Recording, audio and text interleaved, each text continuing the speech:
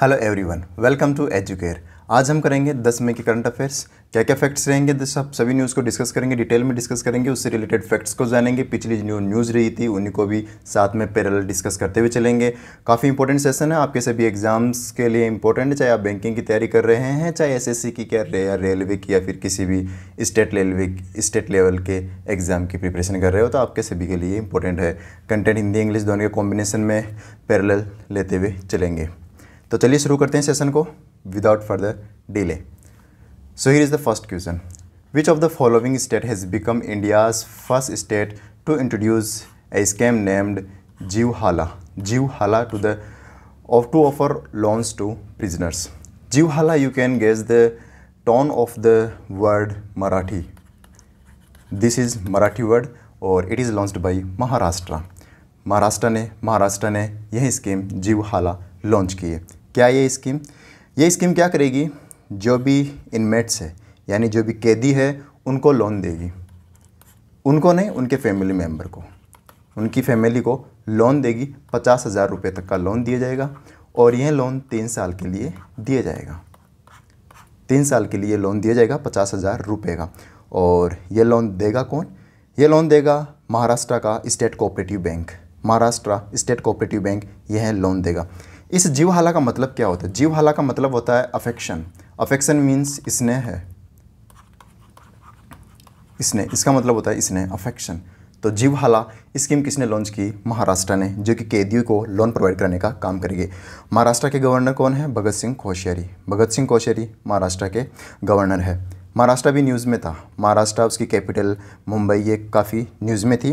मुंबई ने रिसेंटली अभी एक कॉन्फ्रेंस होस्ट की थी, इंटरनेशनल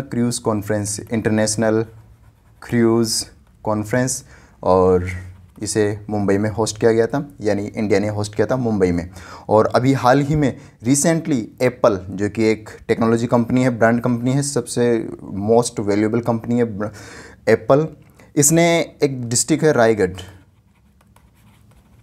रायगढ़ डिस्ट्रिक्ट है महाराष्ट्र में, वहाँ पे मैनग्रोव को प्रोटेक्ट करने के लिए महाराष्ट्र के साथ पार्टनरशिप की है एप्पल कंपनी ने। किसको प्रोटेक्ट करने के लिए? मैनग्रोव्स को, रायगढ़ डिस्ट्रिक्ट के मैनग्रोव्स को प्रोटेक्ट करने के लिए। तो ये भी अभी रिसेंट में न्यूज़ में थी।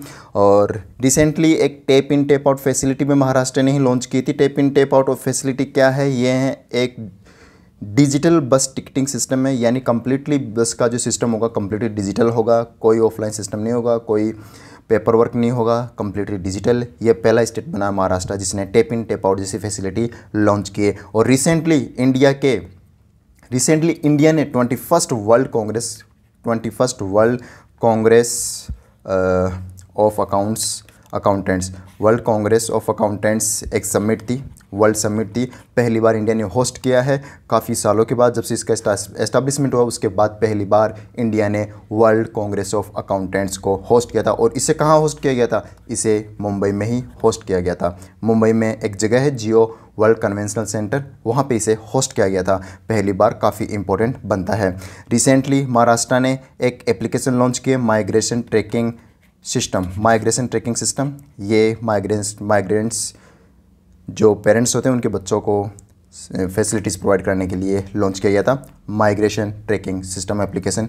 यह भी महाराष्ट्र ने लॉन्च किया था। यह भी एक इसी प्रकार का पहला इनिशिएटिव है। और अभी हाल ही में कल परसों की न्यूज़ है, IFC इंटरनेशनल फाइनेंस कॉरपोरेशन, जिसने हेल्थ केयर के मामले में महाराष्ट्र के साथ पार्टनरशिप की है। और इंटरनेशनल फाइनेंस कॉरपोरेशन एक वर्ल्ड बैंक की आर्म है, जो कि 5 आर्म होती है और सभी का हेडक्वार्टर वाशिंगटन DC में है। इतना आप याद रखिए महाराष्ट्र से रिलेटेड। बढ़ते हैं अगली न्यूज़ की तरफ। Which state recently launched e Adhigam scheme to provide tablet computers to class 10th and 12th grade students for their online education। तो 10th और 12th के बच्चों को टैबलेट कंप्यूटर प्रोवाइड करने के लिए एक स्कीम लॉन्च की है, जिसका नाम है ई अधिगम स्कीम। और ये लॉन्च किस राज्य ने किया है? हरियाणा राज्य ने ये ई अधिगम स्कीम लॉन्च की है, जिसके अंदर 10th और 12th के बच्चों को टैबलेट्स प्रोवाइड करवाए जाएंगे और इसमें 2 GB इंटरनेट भी दिया जाएगा। 2 GB इंटरनेट भी इसी में दिया जाएगा। इसे कहाँ लॉन्च किया गया? इसे महर्षि दयानंद यूनिवर्सिटी में इसे लॉन्च किया गया, जो कि हरियाणा में है। रोहतक हरियाणा की यूनिवर्सिटी महर्षि दयानंद यूनिवर्सिटी से इसे लॉन्च किया गया था और इतना आपके लिए इम्पोर्टेंट बनता है। हरियाणा की बात करें तो बंडारू दत्तात्रेय यहाँ के गवर्नर है और मनोहर लाल खट्टर यहाँ के चीफ मिनिस्टर है और यही स्कीम मनोहर लाल खट्टर ने ही लॉन्च की थी। और इस अधिगम की फुल फॉर्म भी होती है, लेकिन अगर आप हरियाणा के किसी एग्ज़ाम के अलावा अगर प्रिपरेशन करें तो आपके लिए इंपॉर्टेंट नहीं बनती है। अगर आप हरियाणा के किसी एग्ज़ाम की प्रिपरेशन करते हैं तो आपके लिए इंपॉर्टेंट बनती है। इसकी फुल फॉर्म होती है advance digital Haryana initiative of government with adaptive modules. Advance digital Haryana initiative of government with adaptive modules, अधिगम स्कीम। इतना आप याद रखिए। रिसेंटली एक ट्रैकिंग एप्लीकेशन लॉन्च किया था हरियाणा गवर्नमेंट ने, जिसका नाम है VMTS, vehicle movement tracking system. ये क्या करेगा, जो सैंड माइनिंग को रोकने के लिए काम करेगा, उन व्हीकल्स को ट्रैक करने का काम करेगा। और रिसेंटली एक गेम आयोजित हुआ था, एक स्पोर्ट इवेंट आयोजित हुआ था, 12 senior men's hockey tournament, 12 senior mains national hockey championship. इसमें हरियाणा ने जीता है इसे और तमिलनाडु को हराया है। हरियाणा ने कौन सी चैम्पियनशिप जीती है, national hockey championship 12th edition men's section में। Next, which state government has recently launched Saheli app for diagnosing and controlling lifestyle disease among people. So Saheli means क्या होता है, फ्रेंड। और गांव में फ्रेंड का क्या मतलब है, सहेली का क्या मतलब है, आशा बहन जी से लिया गया है। आशा वर्कर्स को सहेली का नाम दिया जाता है। आशा का मतलब होता है एक्रीडिएटेड सोशल हेल्थ एक्टिविस्ट्स और इसी के रिगार्डिंग सहेली एप्लीकेशन लॉन्च किया गया। अच्छा, इसके रिगार्डिंग नहीं किया गया है, ये लॉन्च किया गया लाइफस्टाइल डिजीज़ के रिगार्डिंग। लाइफस्टाइल डिजीज़ क्या होती है, लाइफस्टाइल डिजीज़ का मतलब होता है जीवन शैली रोग, जैसे कि मोटापा, पतलापन, डायबिटीज़, हाइपरटेंशन और कई सी प्रकार की बीमारी जो हमारे खान पीन और रहन सहन से होती हैं। अच्छा खान पीन ना होना, अच्छा रहन सहन नहीं होना, इन वजह से ये लाइफस्टाइल डिजीज़ होती है और इन्हीं के लिए ये सहेली एप्लीकेशन लॉन्च किया है केरला सरकार ने। केरला सरकार ने ये क्या करेगी इस एप्लीकेशन के द्वारा, ये क्या करेगी, आशा बहन जी जो आशा वर्कर्स होते हैं इनको हर घर में भेजा जाएगा और जो 30 की एज से प्लस के जो कैंडिडेट्स होंगे जिनको किसी भी प्रकार की अगर लाइफस्टाइल बीमारी से रिलेटेड कोई बीमारी है, रोग है, तो उनका डेटा कलेक्ट करने का काम करेगा इस सहेली एप्लीकेशन के द्वारा। सिंपली इस बीमारियों को, जो लाइफस्टाइल बीमारीज है, डिजीज़ है, इनको कम करने का प्रयत्न किया जा रहा है केरला गवर्नमेंट के द्वारा। केरला के गवर्नर कौन है, राज्यपाल आरिफ मोहम्मद खान, याद रखिए आरिफ मोहम्मद खान।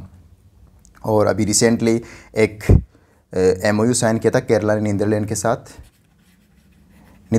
एक MOU साइन किया था जिसका नाम है कॉस्मोस मालाबुरिक्स।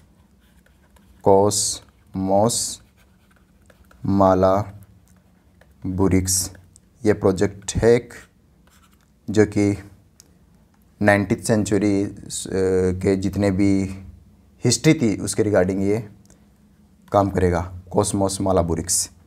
और अभी रिसेंटली केनरा बैंक के साथ मिलकर एक स्किल इंस्टीट्यूशन है, एडिशनल स्किल एक्विजिशन प्रोग्राम, ये केरला का ही एक प्रोग्राम है। इस केरला के प्रोग्राम के साथ इस केरला ASAP प्रोग्राम के साथ मिलकर Canara bank skill loan provide करेगा।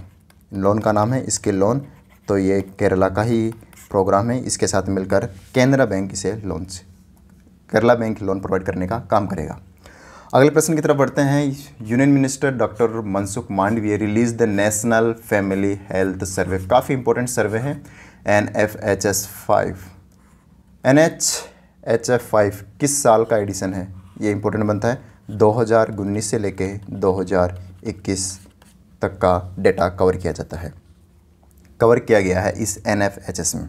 अच्छा, इसे लॉन्च किसने किया है, मनसुख मांडविया जो कि हेल्थ मिनिस्टर है, ministry for health and family welfare, और इन्होंने ही इसे लॉन्च किया है। कब, कहाँ इसे लॉन्च किया था, गुजरात से इसे लॉन्च किया था। इस NFHS को गुजरात में एक गांव है कावड़िया,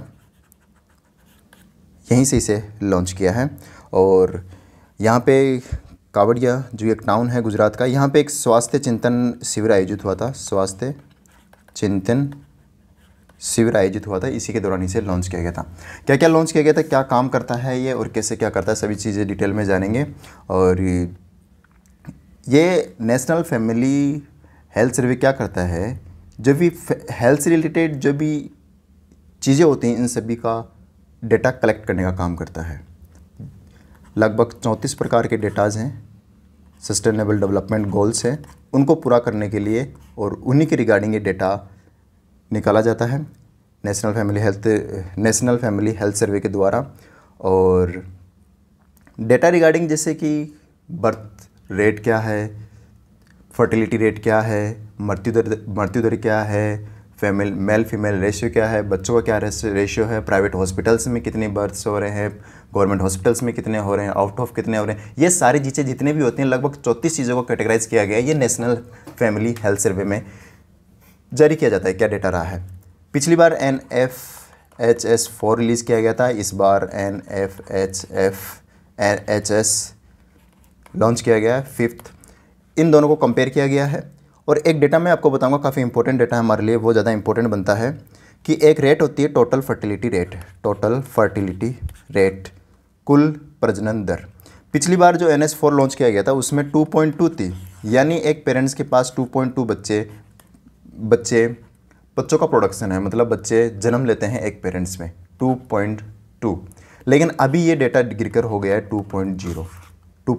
अब हर एक पेरेंट दो बच्चों का जन्म दे रहा है, 2 बच्चों को जन्म दे रहा है। पहले क्या था, 2.2 का जन्म दे रहा था। ये डेटा काफ़ी ठीक था, ये डेटा कम ड्यूरेबल है, यानी ठीक है 2 बच्चे जन्म ले रहे हैं, लेकिन हो सकता है कुछ कभी क्या होती है बीमारी की वजह से, किसी और प्रकार की वजह से फर्टिलिटी रेट भी तो कम है ना, मृत्यु दर भी तो ज़्यादा होती है। इस वजह से हमारी जो जनसंख्या है वो कंटिन्यू नहीं बन सकती। इसका मतलब इस डेटा के अनुसार तो हमारी जनसंख्या कम गिरती हुई जाएगी। और 2.2 एक परफेक्ट था।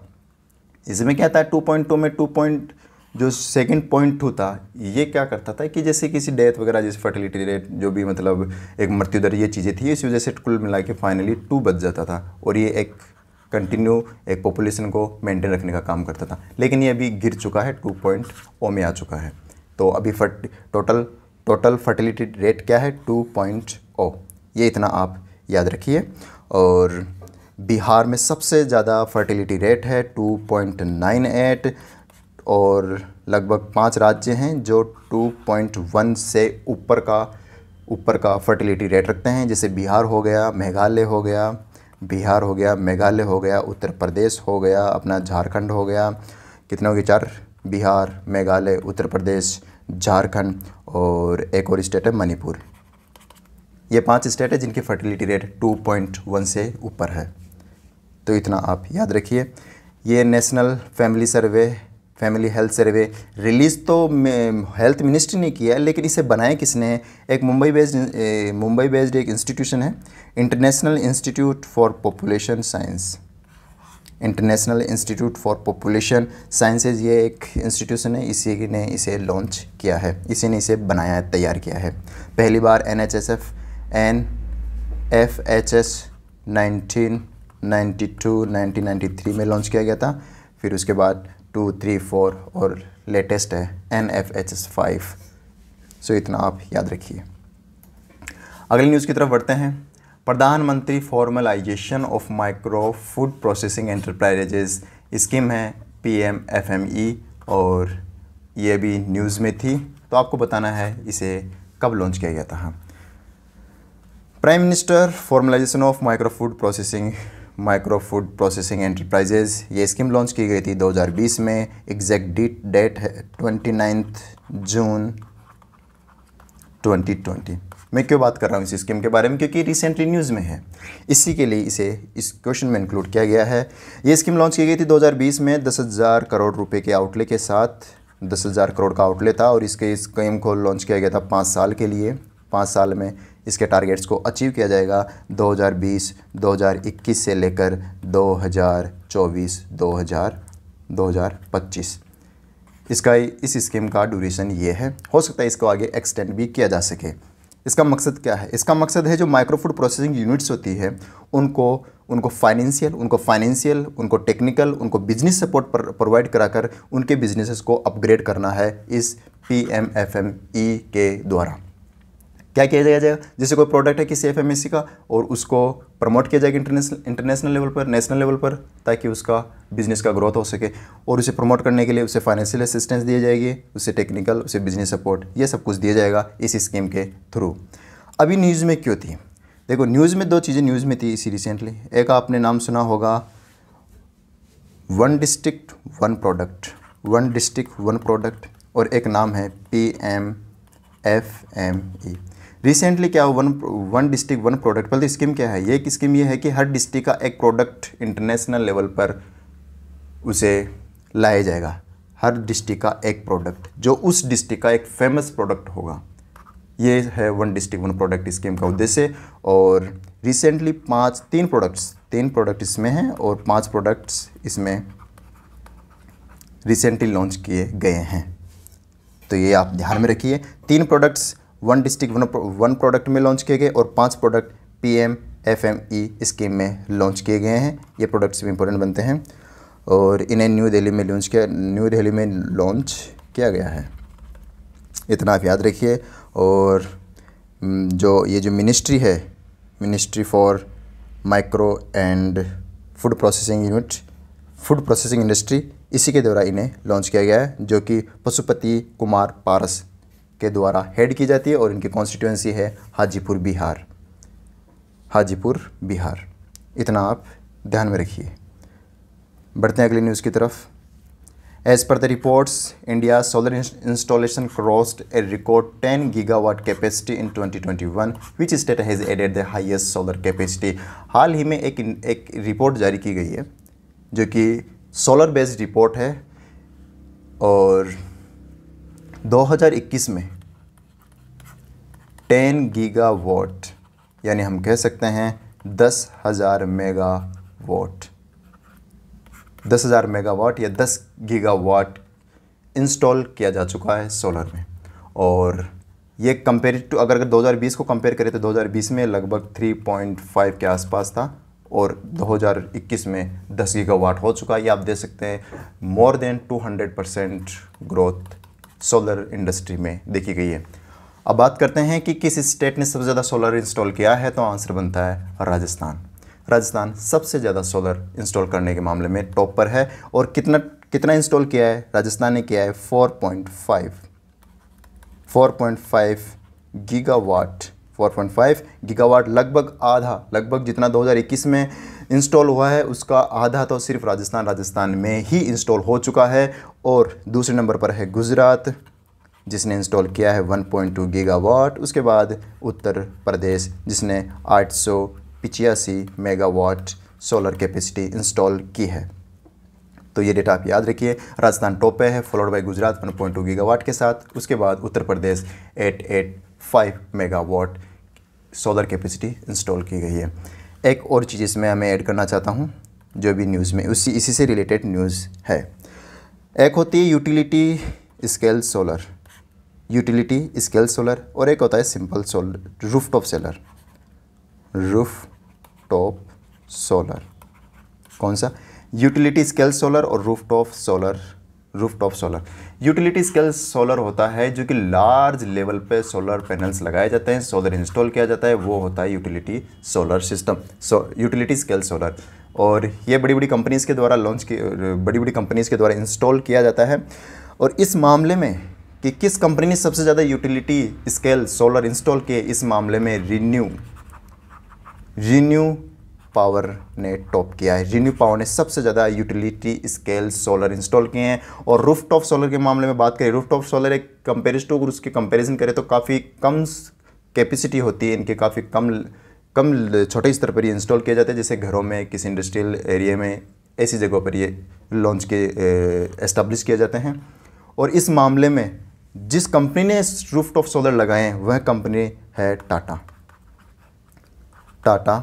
पावर ने टॉप किया इस मामले में कि सबसे ज़्यादा रूफटॉप सोलर किस कंपनी ने लगाए हैं, तो टाटा ने लगाए हैं। और सबसे ज़्यादा यूटिलिटी स्केल सोलर किसने लगाए हैं, तो रीन्यू पावर ने लगाए हैं। ये 2 चीज़ और आप याद रखिए। अब इस सोलर से रिलेटेड आपको 2 चीज़ और मैं बताऊँगा, जो कि स्कीम्स है, जो कि गवर्नमेंट द्वारा लॉन्च की गई स्कीम है और एक इंटरनेशनल इंस्टीट्यूशन है। स्कीम का नाम है प्राइम मिनिस्टर कुसुम योजना।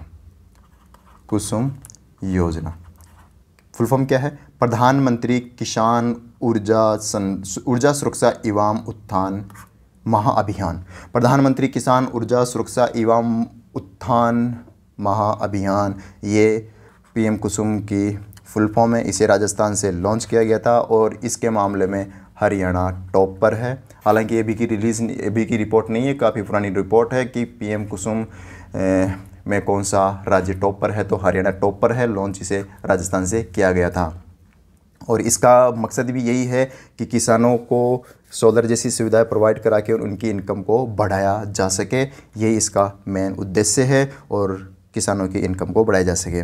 दूसरा होता है दूसरी एक इंस्टीट्यूशन है इसी से सोलर से related, international solar alliance.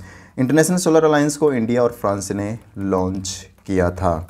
India और फ्रांस ने दोनों ने मिलकर इसे फॉर्म किया था और अभी प्रेजेंट में लगभग 102 के आसपास इंटरनेशनल नहीं कह सकते, इसे कंट्रीज़ कह सकते हैं। 102 लगभग 102 कंट्रीज इसमें इस ISA से जुड़ चुकी है और इसका हेडक्वार्टर गुरुग्राम में है और इसे 2015 में फाउंड किया गया था।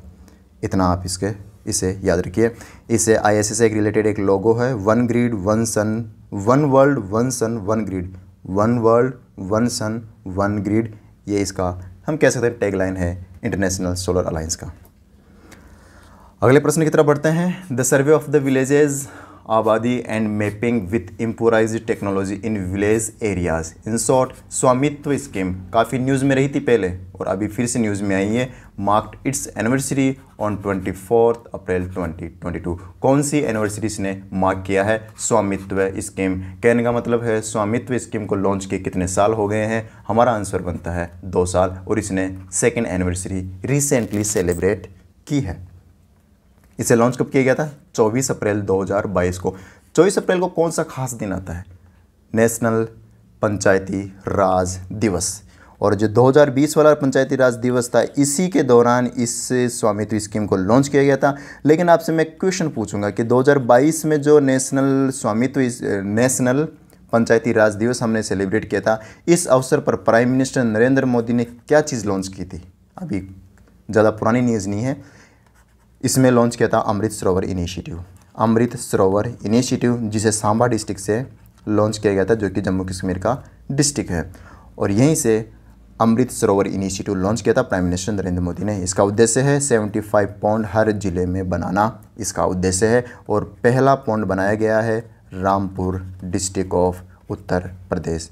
रामपुर डिस्ट्रिक्ट ऑफ उत्तर प्रदेश में पहला इसे इंस्टॉल किया गया है। और स्वामित्व स्कीम का उद्देश्य क्या है? स्वामित्व स्कीम का उद्देश्य है कि गाँवों में एडवांस टेक्नोलॉजी प्रोवाइड कराई जा सके। गाँव जो कि एडवांस टेक्नोलॉजी से वंचित है तो उनको एडवांस टेक्नोलॉजी प्रोवाइड कराई जा सके, उनकी लैंड से रिलेटेड प्रोवाइड कराई जा सके। जैसे उन्हें प्रॉपर्टी कार्ड डिस्ट्रीब्यूट किए गए, इससे स्वामित्व स्कीम के थ्रू प्रॉपर्टी कार्ड्स डिस्ट्रीब्यूट किए गए। और रिसेंटली एक और चीज़ गवर्नमेंट ऑफ इंडिया लेकर आई है, ड्रोन सर्वे में जो भी डिस्प्यूटेड लैंड समझ लो या किसी प्रकार की जो भी लैंड, उनका सर्वे कर उन्हें रिजॉल्व करना, इस ड्रोन सर्वे का मकसद है। और ये भी स्वामित्व स्कीम के अंतर्गत ही आती है। एडवांस टेक्नोलॉजी से रिलेटेड जो गाँव में फैसिलिटीज़ प्रोवाइड कराई जाएगी वह स्वामित्व स्कीम के थ्रू करवाई जाएगी। इतना आप याद रखिए, काफ़ी इंपॉर्टेंट है। 24 अप्रैल नेशनल पंचायती राज दिवस। अगला प्रश्न है, prime minister Narendra Modi received a guard of honour at federal chancellery in the presence of the German chancellor. So who is this? German के चांसलर कौन है? अभी रिसेंटली तो अपॉइंट हुए, ज़्यादा टाइम नहीं हुआ है। उनका नाम है Olaf Scholz, I not pronouncing exactly, Olaf, recently appointed Olaf as a chancellor of Germany. And अभी क्या आता है कि प्राइम मिनिस्टर नरेंद्र मोदी ने तीन देशों को विजिट किया। कौन कौन से? एक तो हो गया जर्मनी, दूसरा हो गया फ्रांस, तीसरा है डेनमार्क। और ये हर जगह जहाँ जहाँ पे मोदी ने विजिट किया है वहाँ पे इन्होंने एग्रीमेंट साइन किए। जर्मनी में कितने एग्रीमेंट साइन किए गए? 9 एग्रीमेंट जर्मनी में साइन किए गए। फ्रांस में कितने किए गए? फ्रांस में हालांकि कोई एग्रीमेंट साइन नहीं किए, लेकिन डेनमार्क में भी 9 एग्रीमेंट्स साइन किए गए। 9 एग्रीमेंट जर्मनी में और 9 एग्रीमेंट डेनमार्क में प्राइम मिनिस्टर नरेंद्र मोदी ने MOUs कह सकते हैं या फिर एग्रीमेंट्स साइन किए थे। और जो जर्मनी में जो नए नए एग्रीमेंट साइन हुए थे ये बर्लिन में हुए थे, जो कि इसकी कैपिटल है बर्लिन। और कोपेनहेगन जो कि डेनमार्क की कैपिटल है, यहाँ पे ये एग्रीमेंट साइन हुए थे। डेनमार्क में ये एग्रीमेंट हुए थे, एक समिट हुई थी, इंटरनेशनल लेवल की समिट है। सेकंड इंटरनेशनल लेवल की तो नहीं है, लेकिन इंडिया और 2-4 देश तो और इसमें पार्टिसिपेट करते हैं। Second edition of India Nordic summit, इसी समिट के दौरान डेनमार्क में ये साइन की गई। तो आप इसमें ये याद रखिए, इंडिया नॉर्डिक समिट जिसका सेकंड एडिशन था, ये डेनमार्क के कोपेनहेगन में आयोजित हुई थी। और इसी के दौरान प्राइम मिनिस्टर नरेंद्र मोदी ने एग्रीमेंट साइन किए थे। फ्रांस में भी विजिट किया था, तो फ्रांस के जो कि अभी रिसेंटली अपॉइंटेड प्रेसिडेंट है एमेनुअल मैक्रोन, इन्हीं के साथ इन्होंने मीटिंग की थी। और इसमें इंडिया के 75 ईयर के जो डिप्लोमेटिक रिलेशनशिप है उन्हीं के रिगार्डिंग इन्होंने सेलिब्रेशन भी किया था, जो कि देश के फ्रांस के और इंडिया के 75 साल हो चुके हैं डिप्लोमेटिक रिलेशंस को। और इसी के दौरान एक चीज़ काफ़ी इंपॉर्टेंट चीज़ निकल कर आई इसी मीटिंग के दौरान, कि जो फ्रांस जो अपना एक प्रोजेक्ट 75 एक प्रोजेक्ट है P75I प्रोजेक्ट 75 इंडिया, इसके अंतर्गत इंडिया सबमरीन्स डेवलप कर रहे हैं इंडिजीनियसली, और इसी के रिगार्डिंग फ्रांस पार्टनर था। फ्रांस मिलकर अपनी टेक्नोलॉजी प्रोवाइड करवाकर इंडिया में सबमरीन्स का कंस्ट्रक्शन करवा रहा था। लेकिन अब फ्रांस ने इससे पोल आउट कर लिया है। अब फ्रांस इसमें पार्टिसिपेट नहीं करेगा, इसमें भागीदारी नहीं लेगा। P75I से फ्रांस ने पुल आउट कर लिया है। आप इसे याद रखिए, काफ़ी इंपॉर्टेंट बनता है। और प्रोजेक्ट 75I के अंतर्गत भी रिसेंटली 6th सबमरीन लॉन्च की गई थी और उसका नाम था INS वागसीर। याद रखिए। अगला प्रश्न है, which company recently become the largest FMCG fast moving consumer goods company FMCG in India by surpassing Hindustan Unilever limited. आज से पहले FMCG में टॉप लिस्ट में थे हिंदुस्तान यूनिलीवर लिमिटेड थी, लेकिन अब इसे अडानी विल्मार लिमिटेड ने सरपास कर लिया है। अगर हम बात करते हैं कि सबसे टॉप पर fast moving consumer goods company कौन सी है, तो अडानी विल्मार लिमिटेड है। इसका मेन जो प्रोडक्शन होता है वो ऑयल से रिलेटेड होता है, लगभग 85% ये ऑयल प्रोड्यूस करती है अडानी विल्मार लिमिटेड। आप इतना याद रख लीजिए FMCG में टॉप लिस्ट पर अभी अडानी विल्मार लिमिटेड है और इसका हेडक्वार्टर अहमदाबाद में है। अगले प्रश्न की तरफ बढ़ते हैं। Which Indian company recently got India's largest single solar EPC engineering procurement and construction order of 1 gigawatt for 5500 crore from the Satluj Jal Vidyut Nigam Limited SJVNL? Well, answer is Tata Power Solar System, जिसने हाल ही में rooftop solar installation के मामले में top किया है, लेकिन utility scale के मामले में किसने टॉप किया है? रेन्यू पावर ने। ये भी याद रखिए।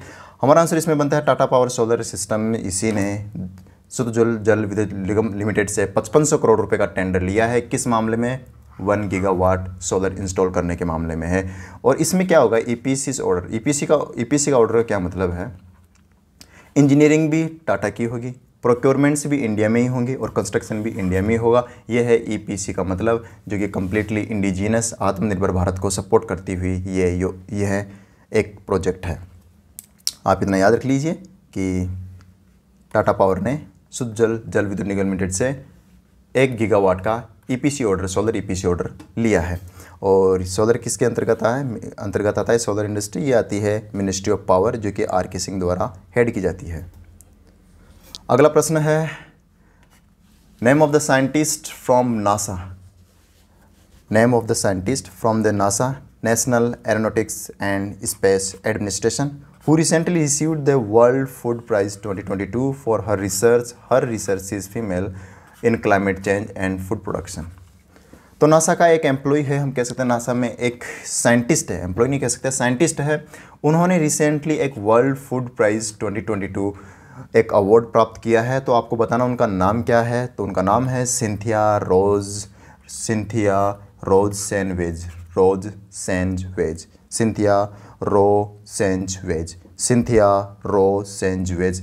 काफ़ी टिपिकल नेम है, आप सिंपली ये याद रख लीजिए, सिंथिया को ये अवार्ड दिया गया है।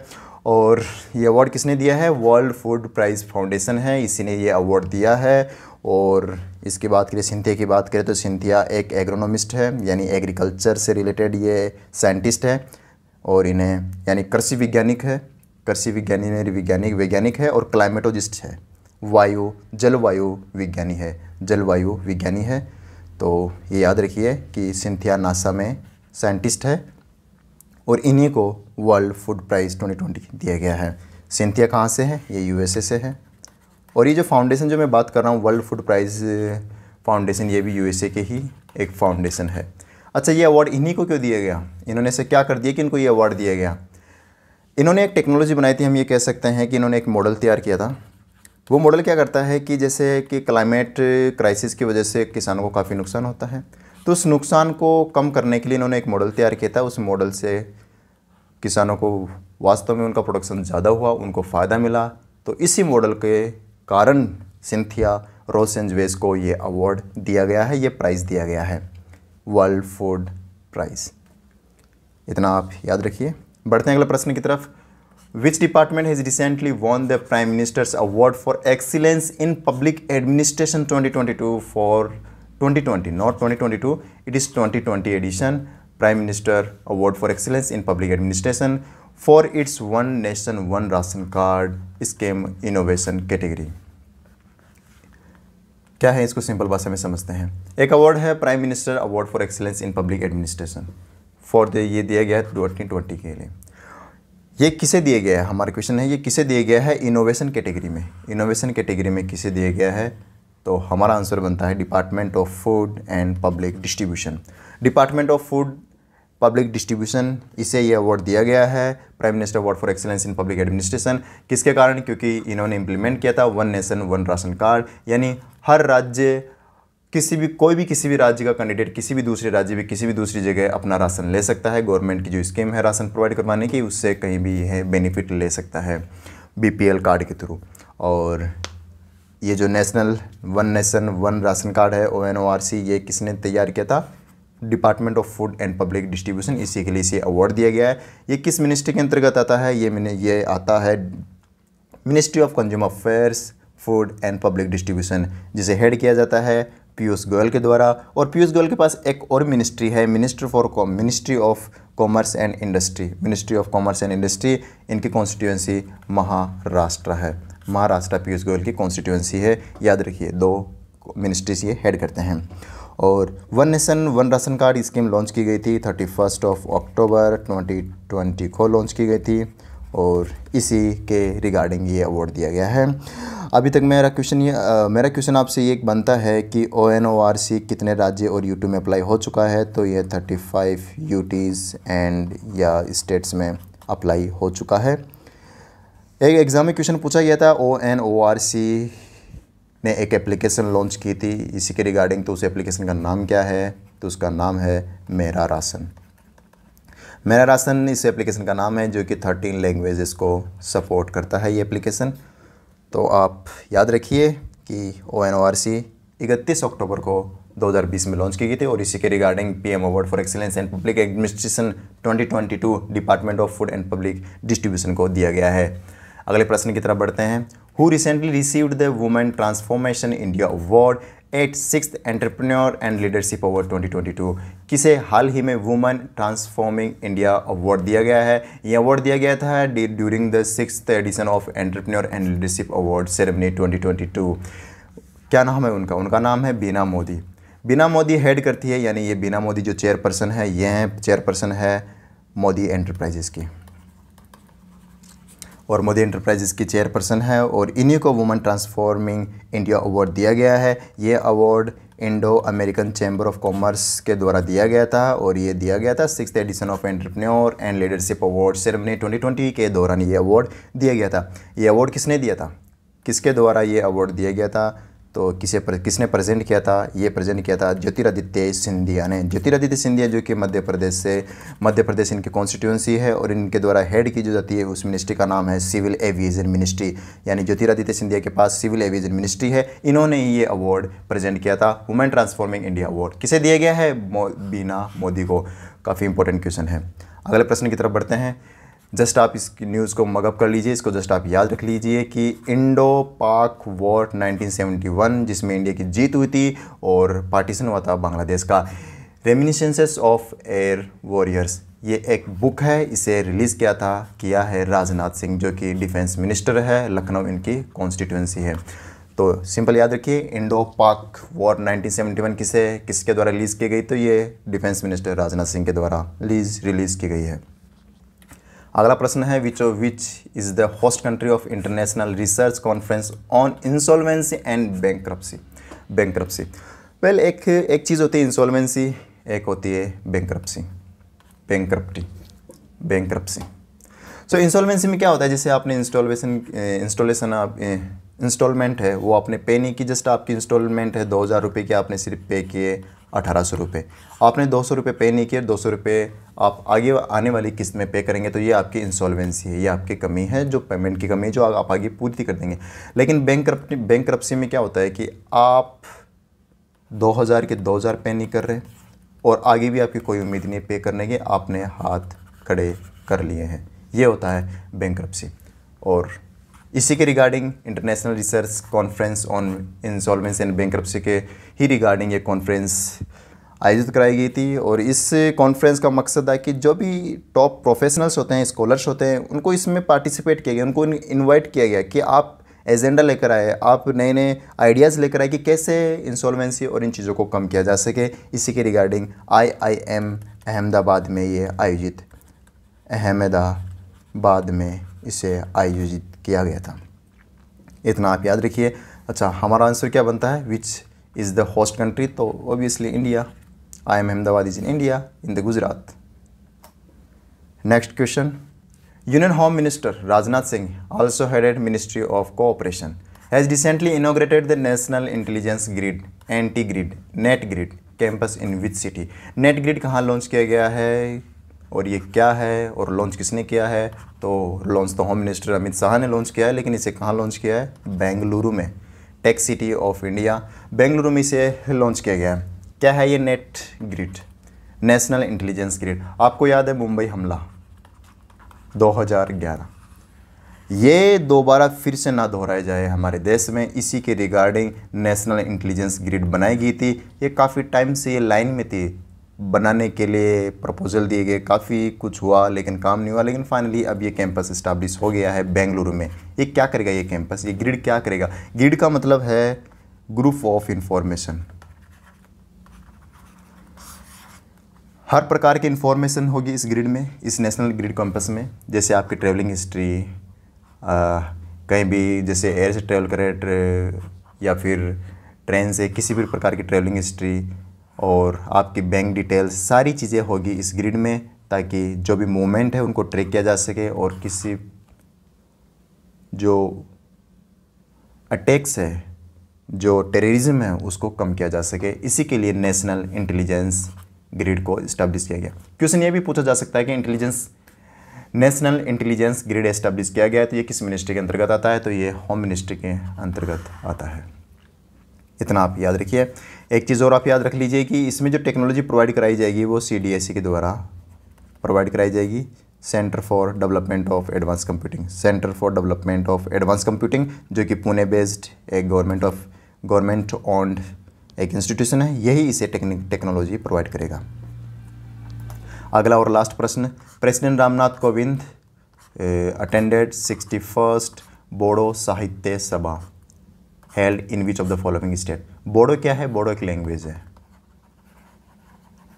साहित्य लिटरेचर, सभा कॉन्फ्रेंस। सो बोडो लिटरेचर कॉन्फ्रेंस या बोडो साहित्य सभा कहाँ आयोजित हुई? ये हुई आसाम में। तो हम गेस कर सकते हैं कि बोडो आसाम की लैंग्वेज है। तो क्या ये ऑफिशियल है? नो, ये को ऑफिशियल लैंग्वेज है। ये ऑफिशियल तो नहीं है, लेकिन को ऑफिशियल है।